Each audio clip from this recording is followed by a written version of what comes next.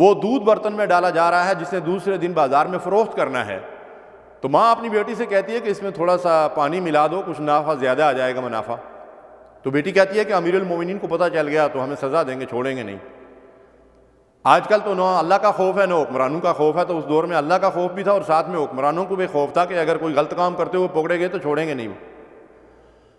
تو وہ تو ایک اتفاق ہے کہ امیر المومنین باہر سن رہے تھے،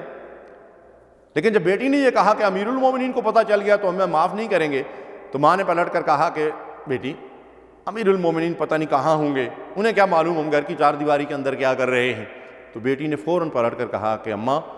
اگر امیر المومنین کو نہیں پتا تو امیر المومنین کے رب کو تو پتہ ہے کہ ہم کیا کر رہے ہیں۔ نحمدہ و نصلی علی رسولہ الکریم، اما بعد، اعوذ باللہ من الشیطان الرجیم۔ یا ایہا الذین آمنوا کتب علیکم الصیام کما کتب علی الذین من قبلکم لعلکم تتقون۔ اے ایمان والو، تم پر روزے فرض کیے گئے جیسا تم سے پہلی امتوں پہ فرض کیے گئے تھے تاکہ تمہارے اندر تقوی پیدا ہو۔ اللہ تعالیٰ فرماتے ہیں کہ میں نے روزہ اس لیے فرض کیا کہ تمہارے اندر تقوی پیدا ہو، تو پہلے ہمیں یہ معلوم ہونا چاہیے کہ تقوی کیا ہے۔ تقوی دل کی اس استعداد اور صلاحیت کا نام ہے جس کے بل بوتے پر آدمی برائی سے بچتا اور نیکی کو کرتا ہے۔ اس لیے کہ بعض اوقات ایسا ہوتا ہے کہ آدمی سمجھتا ہے کہ یہ نیکی کا کام ہے لیکن وہ کر نہیں پاتا۔ مثلاً کسی جگہ پہ مال خرچ کرنے کی ضرورت ہے، میری جیب میں پیسے بھی ہیں، لیکن جب میں مال خرچ کرنا چاہتا ہوں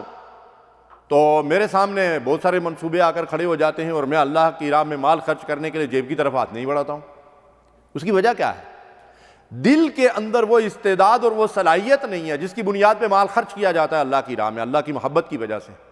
اب اس دل کے اندر اللہ کی محبت پہ مال کی محبت غالب ہے۔ تو تقوی جو ہے اس چیز کا نام ہے کہ اللہ کی محبت دنیا کی ہر شے کی محبت کے اوپر غالب آ جائے۔ والذین آمنوا اشد حبا للہ، ایمان والے سب سے بڑھ کر اللہ سے محبت کرتے ہیں۔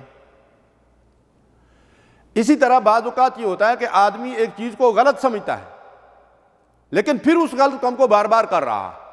اس سے جان نہیں چھڑا سکتا۔ مثلا معمولی سی مثال ہے کہ ایک آدمی سگریٹ پیتا ہے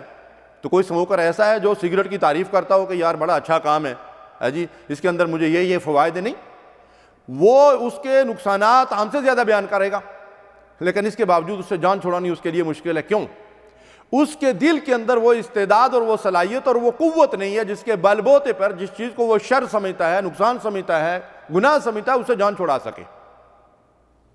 اس لیے کہ خیر اور شر کا منبع اور سرچشمہ تو انسان کا دل ہے۔ اگر دل کے اندر وہ قوت اور طاقت ہوگی،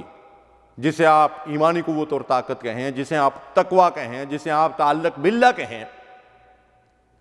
یہاں میں اس کو تقوی کا نام دے رہا ہوں، تو اگر وہ تقوی دل کے اندر موجود ہے، اللہ کے ساتھ تعلق مضبوط ہے، اللہ کی محبت ہر شے کی محبت پہ غالب ہے، تو پھر اس کے لیے یہ کام کوئی مشکل نہیں ہوگا کہ سگریٹ کو وہ برا سمجھتا ہے تو اس برائی کو چھوڑ دے اور اس کے بعد اس کے قریب نہ جائے۔ اب اگر اس استعداد اور صلاحیت کا نام تقوی ہے تو اسے خوف خدا بھی کہا جاتا ہے، اللہ کے سامنے جواب دہی کا احساس۔ اس کو مثال کے ذریعے سے آپ اگر سمجھنے کی کوشش کریں تو وہ بڑی مشہور مثال ہے جو ہمارے سامنے آتی ہے امیر المومنین سیدنا عمر فاروق رضی اللہ تعالیٰ عنہ کے دور کی، کہ آپ راتوں کو گھروں کے باہر گشت کیا کرتے تھے کہ کوئی ضرورت مند مستحق کوئی پریشان حال ہو تو اس کی مدد کی جائے۔ تو ایک گھر کے باہر سے گزرتے ہوئے انہوں نے ایک آواز سنی، ظاہر ہے چھوٹی سی جھونپڑیاں ہوتی تھی، آدمی باہر سے گزر رہا ہے تو اندر جو کچھ بات چیت ہو رہی ہے وہ باہر والا سن رہا ہے۔ تو امیر المومنین جو ہے وہ رک گئے، ماں بیٹی آپس میں گفتگو کر رہی ہیں، وہ دودھ برتن میں ڈالا جا رہا ہے جسے دوسرے دن بازار میں فروخت کرنا ہے۔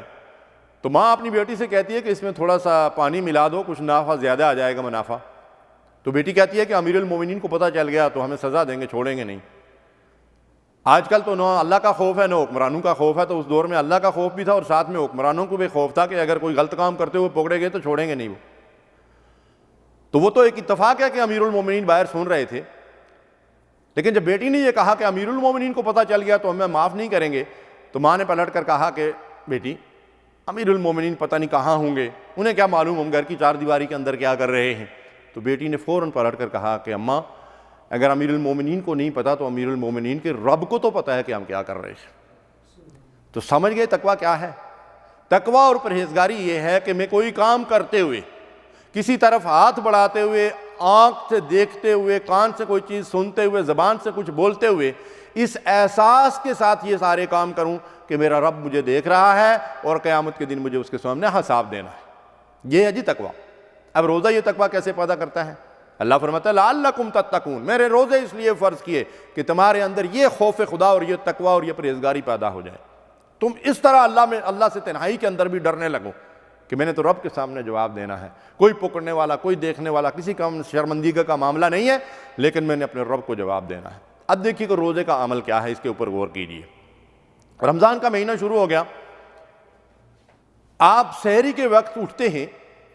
جو معمول کے مطابق اٹھنے کا وقت نہیں ہے، بڑی گہری نیند آ رہی ہوتی ہے،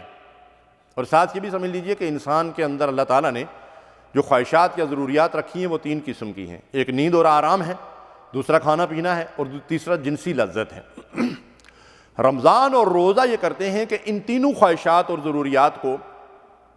روزے کی لگام ڈال کر رمضان کے ذریعے سے اللہ کی شریعت کا تابع بناتے ہیں،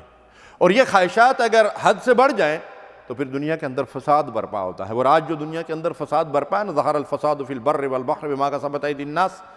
اس کا سبب یہی ہے کہ یہ خواہشات اپنی حدود سے آگے تجاوز کر چکی ہیں۔ تو رمضان کا مہینہ اللہ نے اس لیے دیا ہے کہ ان خواہشات کو کنٹرول کرو۔ اب دیکھیں نیند کنٹرول ہو رہی ہے، آپ گہری نیند لینا چاہتے ہیں، سونا چاہتے ہیں، لیکن اللہ تبارک و تعالیٰ کا حکم ہے اور رسول کی سنت ہے کہ بھئی اٹھو اور بیدار ہو جاؤ۔ آپ نے نیند کی قربانی دی، اٹھے، بیٹھ گئے، اس کے بعد تیار ہوئے سحری کھانے کے لیے۔ اچھا، کھانے پینے کی خواہش، اب اس وقت جو ہے ابتدائی دنوں میں کھانے کو جی ہی نہیں چاہتا ہے، اس لیے کہ یہ کھانے کا عام معمول کا وقت نہیں ہے۔ پہلی بات تو اٹھنا مشکل، لیکن آپ دل پہ جبر کر کے اٹھے ہیں۔ اب آپ نے کھانا بھی ہے، اس لیے کہ سنت ہے سحری کھانا، سنت کے مطابق آپ سحری کھا رہے ہیں، اس کے فوراً بعد فجر کی اذان ہو گئی اور آپ نے کھانا پینا ترک کر دیا، ہاتھ روک دیا۔ پورا دن بھوک پیاس آپ برداشت کرتے ہیں، تنہائی میں بھی ہیں۔ وہ جو بچی کہہ رہی ہے نا کہ امیر المومنین کا رب دیکھ رہا ہے، آپ جب تنہا ہوتے ہیں، کھانے پینے کی ساری چیزیں موجود ہیں، بھوک پیاس ستا رہی ہے، لیکن اس ڈر اور خوف کی وجہ سے کہ رب دیکھ رہا ہے آپ کچھ کھاتے پیتے نہیں ہیں، ایسا ہی ہے نا جی۔ اس کے بعد آپ دیکھیے مغرب کے بعد انواع و اقسام کے کھانے مشروبات آپ کے سامنے رکھے ہوئے، کسی چیز کی طرف آپ کا ہاتھ نہیں بڑھتا، جو ہی اللہ اکبر، اللہ کی کبریائی کا اعلان ہوتا ہے، آپ فوری طور پر کھجور یا پانی لیتے ہیں، روزہ افطار کر دیتے ہیں، پھر رات بھر کھاتے پیتے رہتے ہیں۔ اس روزے کے اس عمل پہ کہ آپ نے نیند کو قربان کر کے جو ہے وہ اٹھنا گوارا کیا، آپ نے دل نہ چاہتے ہوئے بھی جو ہے وہ کھانا کھایا، آپ شدت کی بھوک اور پیاس جو ہے وہ برداشت کر رہے ہیں لیکن کچھ کھا پی نہیں رہے ہیں، اور جو ہی اللہ رب العالمین نے آپ کو اجازت دی، مغرب کی اذان کے ساتھ ہی آپ نے کھانا پینا شروع کر دیا۔ تو ذرا توجہ سے بات کو سمجھنے کی کوشش کیجئے کہ یہ سب آپ کیا کر رہے ہیں؟ بھائی آپ یہ کر رہے ہیں کہ اللہ رب العالمین نے مجھے ایک بات کا حکم دیا تو میں اس کی اطاعت کر رہا ہوں۔ اللہ نے حکم دیا کھاؤ تو میں نے کھانا شروع کر دیا، اللہ نے حکم دیا کھانا بند کر دو، فجر کی اذان ہو گئی، یا میں نے کھانا بند کر دیا۔ اللہ نے دن بھر مجھے حلال چیزوں سے منع کر دیا، نہیں کھاؤ، میں نے ہاتھ روک لیا، نہیں کھاتا ہوں، بھوک پیاس برداشت کرتا ہوں، تکلیف برداشت کرتا ہوں، کھانے کو خواہش بھی پیدا ہو رہی ہے لیکن نہیں کھاتا ہوں، اللہ سے ڈرتے ہوئے، اللہ کے حکم کی اطاعت میں۔ اور جب اللہ تعالیٰ نے مجھے اجازت دے دی مغرب کی اذان کے ساتھ تو میں نے کھانا پینا شروع کر دیا۔ اس کا مطلب کیا ہے کہ میں بندہ اور غلام ہوں، اللہ میرا آقا اور رب ہے، وہ مجھے حکم دیتا ہے تو میں اطاعت کرتا ہوں، وہ مجھے منع کرتا ہے تو میں رک جاتا ہوں۔ یہ ہوئی نا بندگی، اس کا نام روزہ ہے۔ کیا ہم ایسا روزہ رکھتے ہیں؟ اگر ہم ایسا روزہ رکھتے ہیں کہ واقعی ہم یہ محسوس کر رہے ہیں کہ میں اللہ کا بندہ اور غلام ہوں، اور رب مجھے ایک حکم دے رہا ہے میں اس کی اطاعت کر رہا ہوں، رب مجھے ایک چیز سے منع کر رہا ہے میں اس کو چھوڑ رہا ہوں، خواہ مجھے کتنی اس کی خواہش کیوں نہ ہو، خواہ میری کتنی اس کی ضرورت کیوں نہ ہو، تو میرے بھائی اگر رمضان میں ہم ایسا کرتے ہیں اور الحمدللہ کرتے ہیں، تو کیا روزے کی تعلیم اور تربیت یہ صرف رمضان کے مہینے کے لیے ہے کہ رمضان میں اللہ کے حکم کی اطاعت اس طرح کروں کہ رب نے کھانے سے منع کر دیا تو کھانا چھوڑ دیا، رب نے کھانے کی اجازت دی تو میں نے کھانا پینا شروع کر دیا؟ نہیں، یہ تو ایک تربیت گاہ ہے، یہ تو ایک ٹریننگ کورس ہے، یہ تو ایک ٹریننگ مسلسل 29-30 دن کروائی جا رہی ہے کہ کیسے آپ نے اللہ کا بندہ بننا ہے، کیسے رب کی غلامی کرنی ہے۔ اب رمضان کا مہینہ ختم ہو گیا تو جس رب نے رمضان میں دن کو کھانے پینے سے منع کیا ہے، اسی رب نے جھوٹ بولنے سے منع کیا ہے نا جی، اسی رب نے رشوت سے منع کیا ہے، اسی رب نے سود کو حرام قرار دیا ہے، اسی رب نے ظلم اور زیادتی اور فحاشی اور بیانی اور بے حیائی کو سے منع کیا اور روکا ہے، اسی رب نے شراب کو بھی حرام کیا ہے، جس کے خلاف اگر ایک غیر مسلم ہماری اسمبلی کے اندر قرارداد پیش کرتا ہے تو ہمارے مسلمان اسمبلی ممبر اس کا ساتھ نہیں دیتے۔ یہ اللہ کے نام پر مننے والے ایک مسلمان ملک کی اسمبلی کا حال ہے۔ ہم کیسے مسلمان ہیں؟ رمضان میں تو ہم نے رب کی منع کی ہوئی حلال چیزوں کو بھی چھوڑ دیا، رمضان کے بعد میں حرام کو بھی نہیں چھوڑ رہا ہوں، تو میں نے روزے سے کیا مقصد حاصل کیا؟ میں نے تو سمجھا ہی نہیں کہ روزہ کیا ہے۔ میں نے یہ سمجھا کہ روزہ مسلمانوں کی ایک روایت اور رسم چلی آ رہی ہے کہ صبح سے شام تک مسلمان بھوکے پیاسے رہتے ہیں، میں بھی بھوکا پیاسا رہتا ہوں، اللہ خیر صلی اللہ، کبھی وقت بے وقت نماز بھی پڑھ رہا ہوں، کبھی قرآن بھی کھول کر جو ہے وہ پڑھ لیتا ہوں ثواب کے حصول کے لیے۔ باقی تو مجھے نہیں پتا کہ یہ اللہ تبارک و تعالیٰ نے کیوں روکا اور کیوں اجازت دے دی۔ بھائی اللہ کے بندو، خدا کے لیے ذرا سوچو، غور کرو کہ یہ روزے کا عمل ہے کیا اور میں کیوں کر رہا ہوں ایسا؟ کیوں میں نے کھانے سے ہاتھ روک لیا؟ کیوں میں کھانا شروع کر دیا؟ کہ میرا ایک رب ہے، میرا ایک آقا ہے، میرا ایک مالک ہے، الہ اور معبود ہے،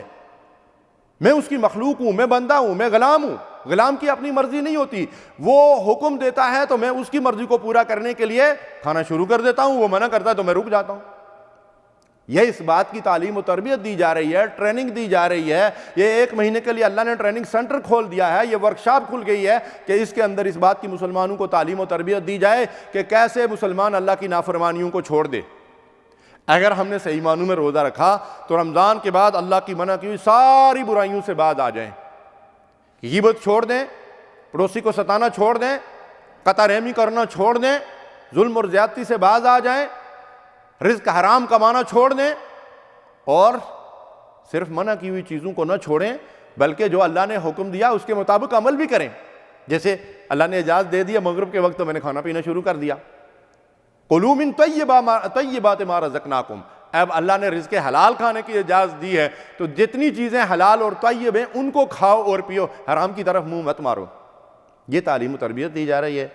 یہ ٹریننگ دی جا رہی ہے، اور اس کا مقصد یہ ہے کہ دلوں کے اندر اللہ کا تقوی، خوف خدا اور پرہیزگاری پیدا ہو جائے اور ہمیشہ کے لیے بندہ پرہیزگار بن جائے، یعنی اللہ کی نافرمانیوں سے باز آ جائے اور اللہ کی اطاعت اور فرم و برداری کرنے لگے۔ روزے کے اسی فلسفے کے اوپر عمل کی خاطر ہندوستان کے ایک جید عالم دین مولانا ابو الحسن علی ندوی رحمۃ اللہ علیہ روزے کے بارے میں لکھتے ہیں کہ رمضان کا روزہ چھوٹا روزہ ہے اور اسلام کا روزہ بڑا روزہ ہے۔ وہی بات جو میں نے آپ کے سامنے ابھی ایکسپلین کی ہے اس کو اس انداز میں بیان کر رہے ہیں کہ اس رمضان کے چھوٹے روزے کے ذریعے سے اللہ رب العالمین ہمیں بڑے روزے کے لیے تیاری کروا رہا ہے تاکہ ہم یہ چھوٹا روزہ رکھ کر اس قابل ہو سکیں کہ ہم اسلام کا بڑا روزہ رکھ سکیں۔ اب ذرا سمجھیے اس بات کو کہ یہ چھوٹا روزہ بڑے روزے کے لیے کیسے تیار کرتا ہے اور اسلام کا روزہ کیا ہے۔ پھر فرماتے ہیں کہ یہ چھوٹا روزہ شروع ہوتا ہے فجر کی اذان سے، یعنی طلوع فجر سے، اور افطار ہوتا ہے مغرب کی اذان کے ساتھ، ختم ہو گیا۔ اس دوران اللہ کی منع کی ہوئی چیزوں کو بندہ چھوڑ دیتا ہے اور اللہ کے حکم کی اطاعت کرتا ہے۔ فرماتے ہیں اسلام کا روزہ شروع ہوتا ہے بالغ ہونے کے ساتھ اور افطار ہوتا ہے موت کی ہچکی کے ساتھ۔ اس کا مطلب یہ ہے کہ اس چھوٹے روزے سے جو میں نے تربیت حاصل کی، اب میں بالغ ہو گیا ہوں تو اب موت کی ہچکی تک میں اس طرح اللہ کے حکم کی اطاعت کروں جس طرح رمضان میں روزے کی حالت میں کرتا ہوں، اور اس طرح اللہ کی نافرمانی سے بچوں جس طرح رمضان کے مہینے میں اللہ کی نافرمانی سے بچتا ہوں۔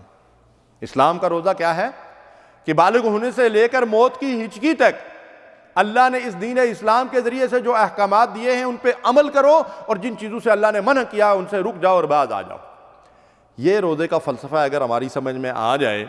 تو ہماری زندگیوں میں صرف نیکیوں کی بہار ہی نہیں آئے گی بلکہ ہم برائیوں سے اور گناہوں سے اور منکرات سے اور اللہ کی منع کی ہوئی چیزوں سے بھی بچنے والے بن جائیں گے، دور ہو جائیں گے۔ ہمارے دلوں میں تقوی، خوف خدا اور پرہیزگاری پیدا ہو جائے گی اور ہم متقی اور پرہیزگار بن جائیں گے۔ جب ہم متقی اور پرہیزگار بن جائیں گے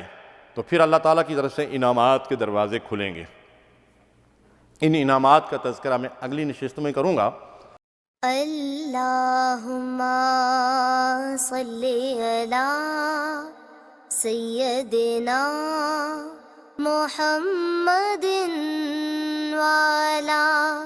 آلہ وصحبہ